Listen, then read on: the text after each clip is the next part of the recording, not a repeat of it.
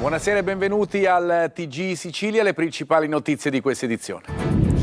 Crollo di Messina, 3 avvisi di garanzia notificati dalla Procura che ipotizza i reati di omicidio colposo plurimo, rimozione di cautele contro gli infortuni sul lavoro e disastro colposo. Recuperato un altro corpo dalle macerie, restano 3 i dispersi.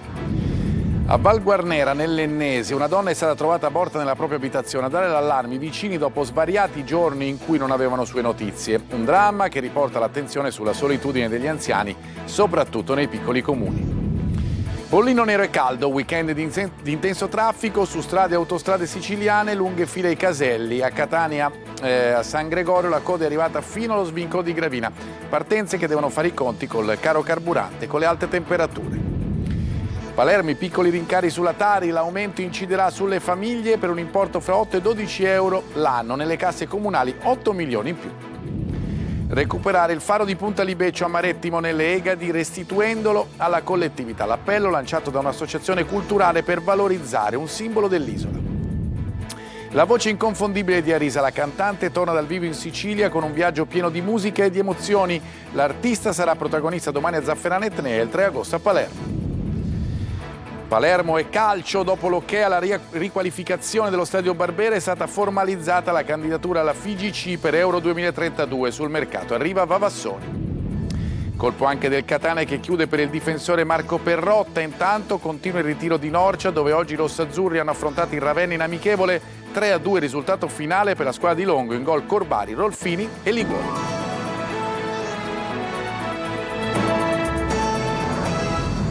Di nuovo bentrovati. In apertura ancora la tragedia di Messina. 3 persone indagate per il crollo della palazzina del rione Pistunina. La procura ipotizza i reati di omicidio colposo plurimo, rimozione di cautele contro gli infortuni sul lavoro e disastro colposo. Gli indagati sarebbero i responsabili delle ditte che eseguivano i lavori al piano terra dello stabile collassato e un tecnico. Intanto è stato recuperato un altro corpo, sono 3 ancora i dispersi. Angelo Gagliano. Un terzo corpo è stato recuperato tra le macerie della palazzina crollata a Pistunina giovedì pomeriggio a Messina. Sale quindi a 3 il bilancio delle vittime accertate. Dopo i corpi di Carmelo Leone e della sorella Rosa è stato estratto anche il cadavere di Alessandra Frazzica. Disastro colposo e omicidio colposo plurimo sono le ipotesi di reato su cui indaga la procura di Messina per il crollo. È intanto nel fascicolo che dovrà accertare se la tragedia sia stata provocata da un cedimento strutturale o se abbiano avuto un ruolo i lavori che sarebbero stati eseguiti nei locali commerciali al piano terra dell'edificio. Risultano iscritte 3 persone che hanno ricevuto invito a comparire davanti al pubblico ministero già all'inizio della prossima settimana. Documenti, testimonianze e consulenze tecniche saranno determinanti per chiarire le cause del crollo e accertare eventuali responsabilità. E abbiamo un'ipotesi sulla posizione delle persone al momento del crollo, è un'ipotesi certamente che può essere modificata anche dallo stesso crollo. Le operazioni sono rese estremamente complesse dal collasso dei solai precipitati uno sull'altro. Ci sono 3 solai, 4 solai che hanno fatto da sandwich e quindi diventa difficile il recupero. Cause sono tutte da accertare e c'è il rispetto per tutte le operazioni. È chiaro che un edificio che dovrebbe essere antisismico in prima categoria, cioè costruito secondo le norme sismiche più severe, l'accelerazione più forte, non dovrebbe cadere da solo per causa, a meno che ci siano state cause diverse. Con il direttore della protezione civile a Messina anche il governatore Schifani che, oltre a fare il punto con i responsabili delle strutture operative impegnate nelle operazioni di soccorso, ha portato la sua personale vicinanza e delle istituzioni ai parenti delle vittime e alla comunità messinese.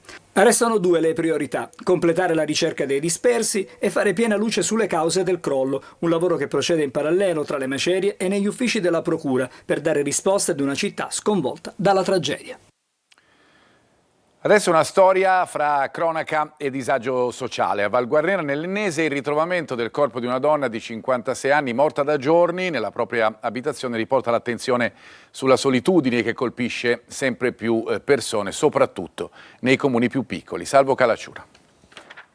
A Val Guarnera, piccolo comune di circa 7.000 abitanti nell'Ennese, una donna di 56 anni è stata trovata senza vita nella propria abitazione.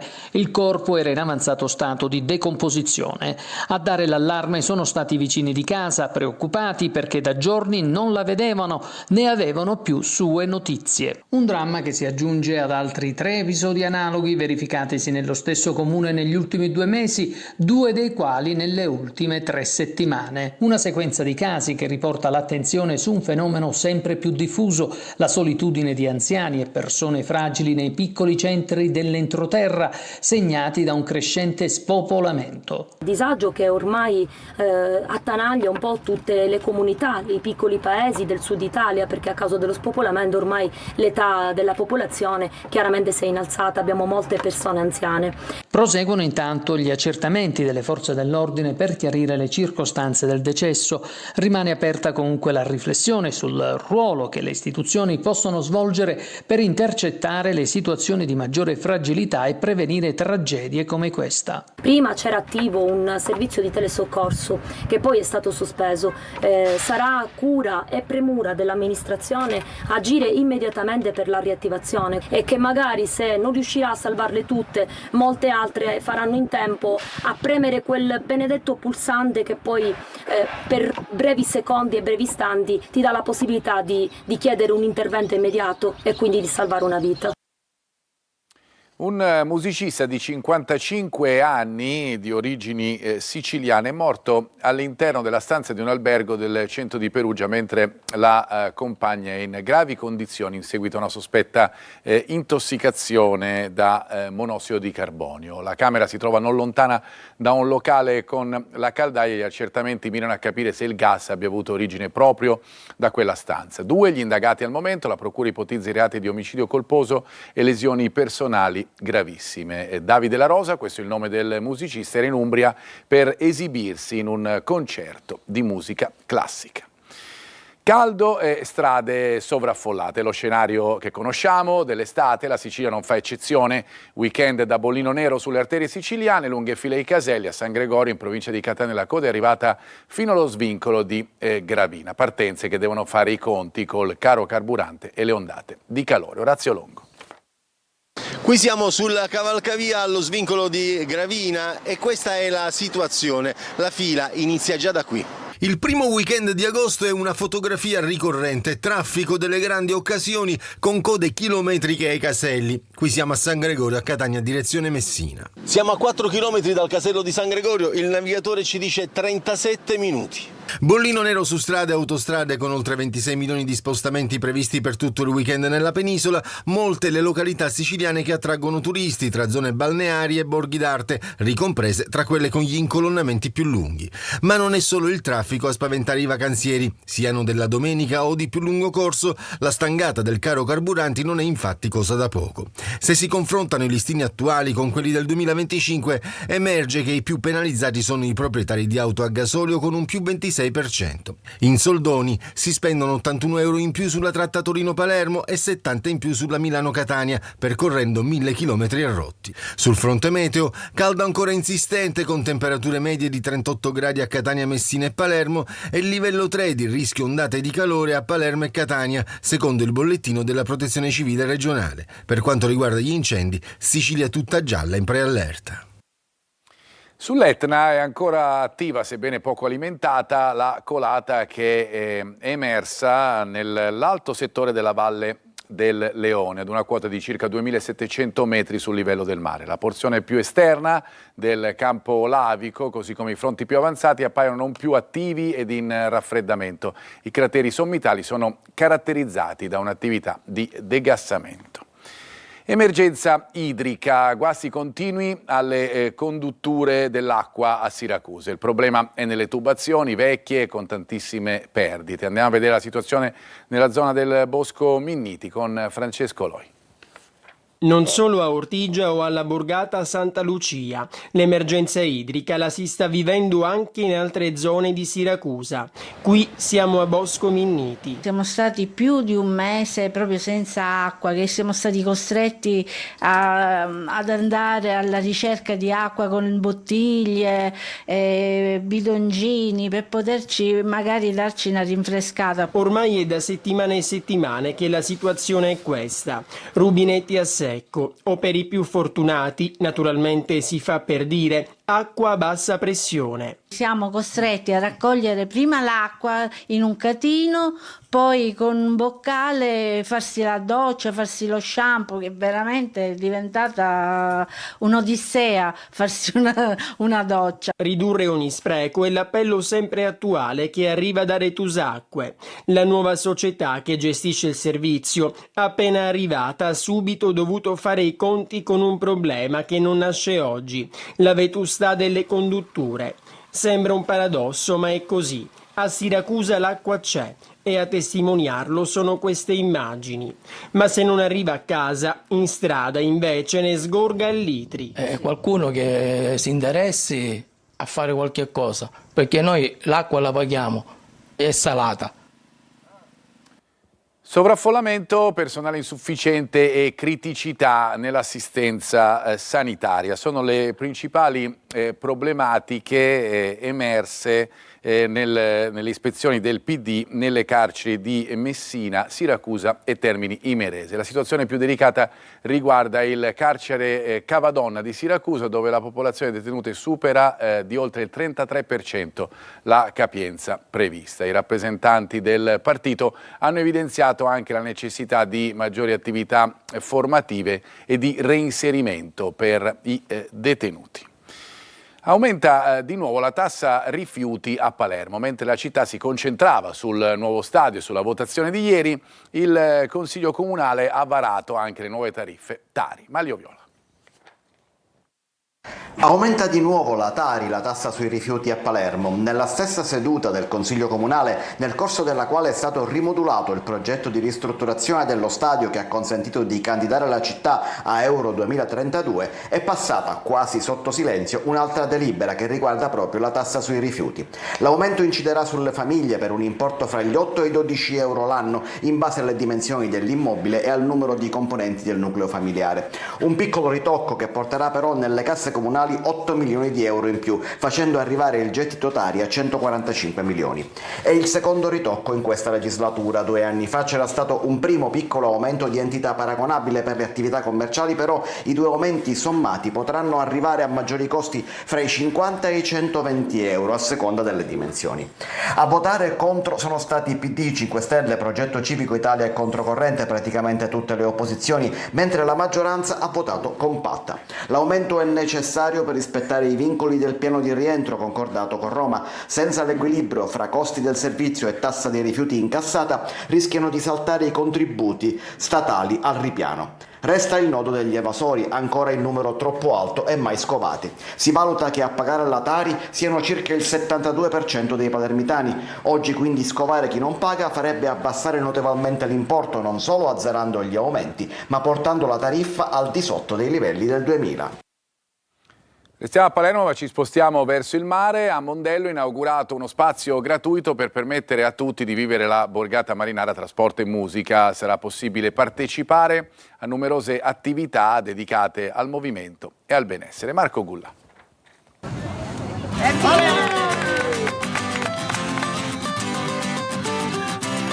Non solo mare, Mondello apre il suo litorale anche ad altre attività. Fino al termine della stagione estiva uno spazio polivalente sarà aperto ai cittadini, turisti, famiglie e atleti, dove il mare diventa il punto di incontro tra sport, cultura, musica e intrattenimento. Uno spazio gratuito che potrà permettere di vivere la borgata marinara a 360 gradi. Mondello Sport Beach, un luogo dove i servizi incontrano la cultura di benessere. Finalmente un posto totalmente gratuito, aperto, dove chiunque può venire a godere dei servizi e soprattutto di un'area attrezzata dove poter far incontrare il benessere del proprio fisico insieme a tantissime attività.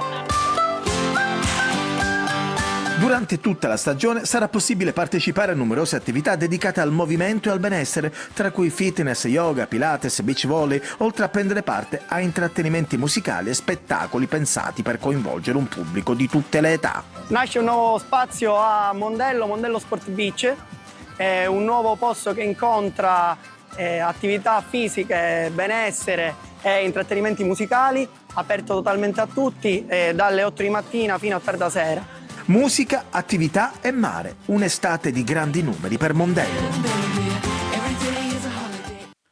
E a proposito di mare, andiamo nelle Egadi per parlare di un pezzo di storia dell'isola di Marettimo che non deve essere perduto. Parliamo del faro, da anni completamente in stato di abbandono. L'associazione Marettimo chiede un intervento urgente. Laura Spanò.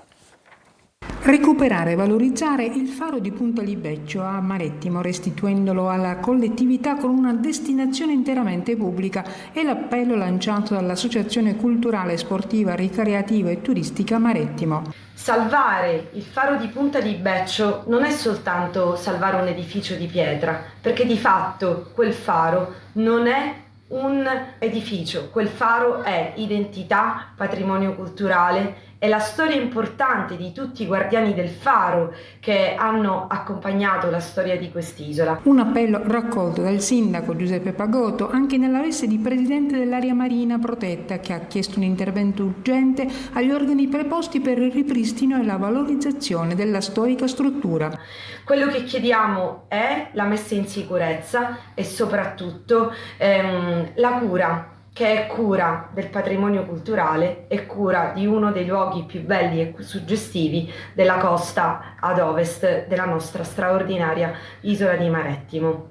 Il faro di Punta Libeccio possedeva la maggiore ottica quando era nel pieno delle sue funzioni. La sua luce arrivava fino a 36 miglia illuminando il Mediterraneo. Si dice che la sua luce si incrociasse con quella del faro di Capobonno a Tunisi, anzi l'ultimo farista, Bonaventura Venza, raccontava che i due fari si baciassero. La pagina dei concerti adesso con la voce inconfondibile di Arisa che torna dal vivo in Sicilia con un viaggio musicale fra emozioni, ricordi e nuove sfumature artistiche. La cantante sarà protagonista domani a Zafferana Etnea. Roberta Lunghi.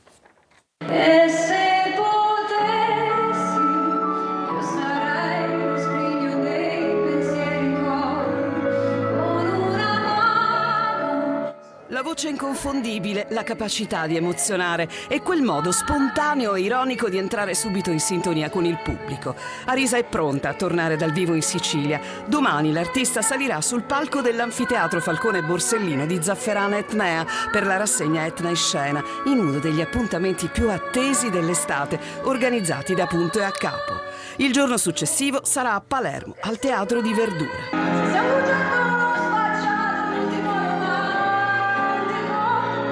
Un viaggio autobiografico che attraversa l'identità femminile, il dolore e la ricerca di sé, costruito come un racconto musicale capace di accompagnare il pubblico tra le diverse sfumature dell'identità artistica e personale di Arisa. L'apertura del concerto è affidata proprio ai brani di fotomosse che segnano una nuova fase del percorso musicale dell'artista. A fare da ponte con il passato arriva poi Sincerità.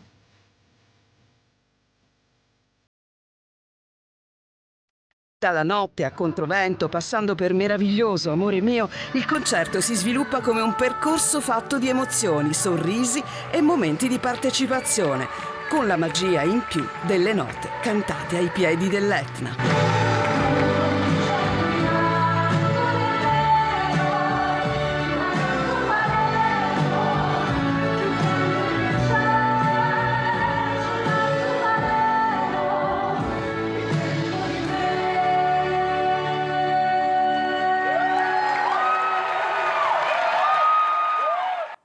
Adesso c'è una pausa per noi, ci fermiamo solo per qualche minuto, ci ritroviamo fra poco per la pagina sportiva.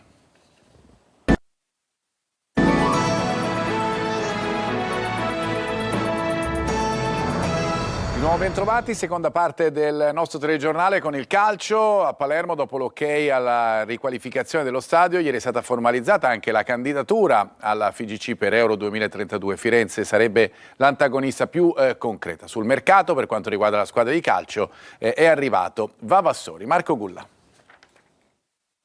Il Palermo ha annunciato di aver trasmesso ufficialmente alla FIGC la candidatura del capoluogo per ospitare alcune partite degli europei del 2032. Si tratta di un passaggio fondamentale nel percorso che potrebbe portare la città di Palermo ad essere inserita tra le 5 città italiane destinate ad accogliere il torneo continentale. Al centro della candidatura c'è il progetto di riqualificazione dello stadio Renzo Barbera, approvato ieri dal Consiglio Comunale.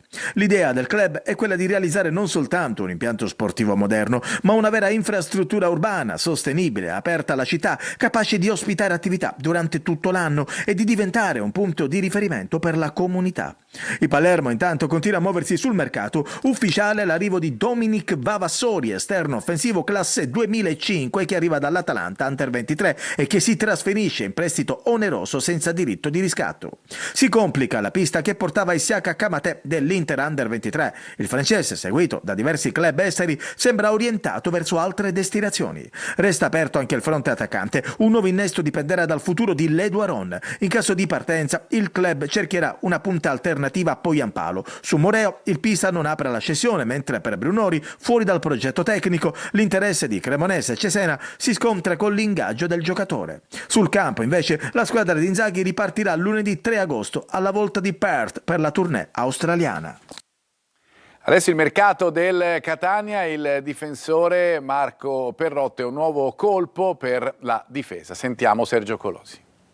Marco Perrotta, 32 anni e nuovo rinforzo per la difesa del Catania. Svincolato dal Padova ha raggiunto l'accordo con il club rossazzurro, porta solidità ed esperienza con 105 presenze in Serie B e 245 in C. Dopo Luperini le prossime risoluzioni consensuali del contratto potrebbero interessare Stoppa e Di Noia. Definita dalla Lega Calcio la programmazione delle gare in calendario dalla prima all'8ª giornata. Domenica 23 agosto alle ore 18 l'esordio in campionato del Catania al Massimino contro l'Inter Under 23.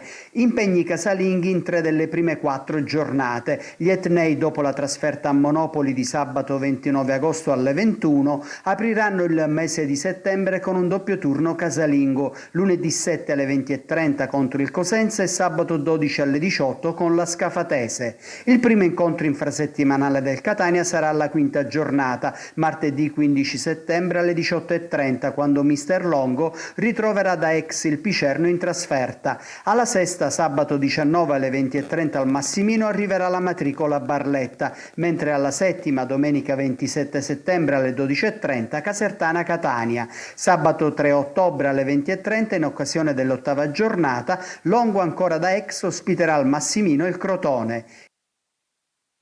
E nel ritiro di Norcia i rossazzurri hanno affrontato il Ravenna in un test amichevole. 3-2 il punteggio finale, nel primo tempo 1-1 con i gol di Spini per i romagnoli e pareggio di Corbari per gli etnei. Nella ripresa le reti di Rolfini e Liguori per il Catania e il 3-2 finale realizzato da Orellana.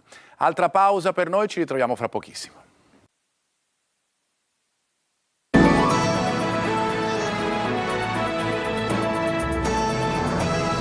Bene, davvero tutto per questa edizione del nostro telegiornale, grazie per averci seguito e una buona serata.